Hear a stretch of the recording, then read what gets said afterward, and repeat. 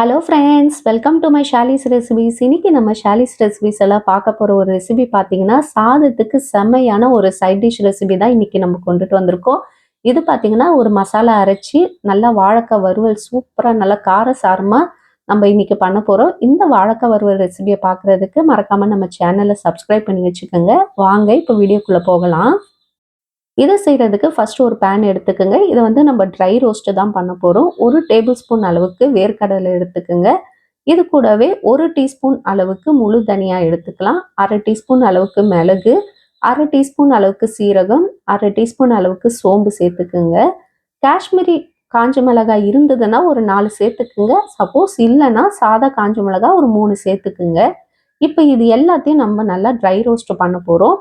தீஞ்சிடக்கூடாது. நல்லா மொறுமொறுப்பாக எல்லாமே கிறிஸ்பி ஆகிற அளவுக்கு வறுத்துட்டு இது சூடு ஆறின பிறகு ஒரு பவுடராக அரைச்சி வச்சுக்குங்க.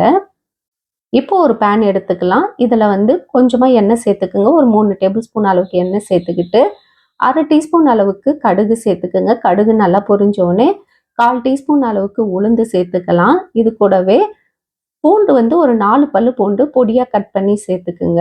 அது கூடவே ஒரு வெங்காயத்தையும் பொடியாக கட் பண்ணி சேர்த்துக்கிட்டு கொஞ்சமாக கருவேப்பிலையும் சேர்த்து வெங்காயம் சீக்கிரமாக வதங்குறதுக்காக உப்பும் சேர்த்து நல்லா வதக்கி விட்டுடலாம். வெங்காயம் ஓரளவுக்கு நல்லா கலர் மாதிரி வந்த பிறகு அந்த கண்ணாடி பழம் சொல்லுவாங்களா அந்த அளவுக்கு வந்த பிறகு நான் இன்னைக்கு ஒரு 1/4 கிலோ அளவுக்கு வாழைக்காய் வந்து எடுத்திருக்கேன். இது வந்து ஒரு வாழைக்காய் தான் இருக்கும்.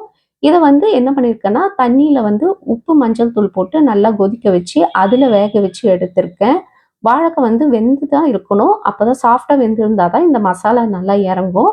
இப்போ இந்த வாழைக்காவை சேர்த்து நல்லா மிக்ஸ் பண்ணி விட வேண்டியதான். மிக்ஸ் பண்ணிட்டு இப்போ நம்ம அரைச்சு வச்சிருக்க மசாலா பவுடரையும் சேர்த்துக்கலாம். சேர்த்துட்டு நல்லா மிக்ஸ் பண்ணி விடுங்க. தேவைப்பட்ட இடையில கொஞ்சம் கொஞ்சம் எண்ணெய் சேர்த்துக்குங்க. ஏன்னா நம்ம ஆரம்பத்தில் வந்து ஒரு 2 டேபிள் ஸ்பூன் எண்ணெய் தான் சேர்த்தோம். உங்களுக்கு வந்து கடாயில் அப்படியே ஒட்டுற மாதிரி இருந்தால் அப்பப்போ கொஞ்சம் எண்ணெய் சேர்த்து நல்லா சுக்கா மாதிரி நல்லா வறுத்து எடுக்கணும்.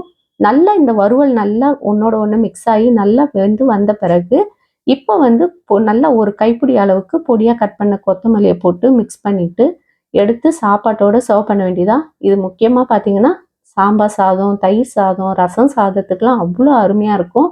ஈவன் கீரை சாதம் பண்ணிட்டு கூட நீங்கள் இதை வந்து சைட் டிஷ்ஷாக வச்சுக்கலாம். அவ்வளோ டேஸ்ட்டாக இருக்கும். ரொம்ப சிம்பிளான ரெசிபியும் கூட. இந்த மாதிரி சிம்பிளான ரெசிபிஸ் பார்க்குறதுக்கு மறக்காமல் நம்ம ஷாலிஸ் ரெசிபிஸ் சேனலில் சப்ஸ்கிரைப் பண்ணி வச்சுக்கோங்க. உங்கள் ஃப்ரெண்ட்ஸுக்கும் ஷேர் பண்ணுங்கள், லைக் பண்ணுங்கள் ஃப்ரெண்ட்ஸ். இன்னொரு வீடியோவில் உங்களை சந்திக்கிறேன். பாய் பாய் ஃப்ரெண்ட்ஸ்.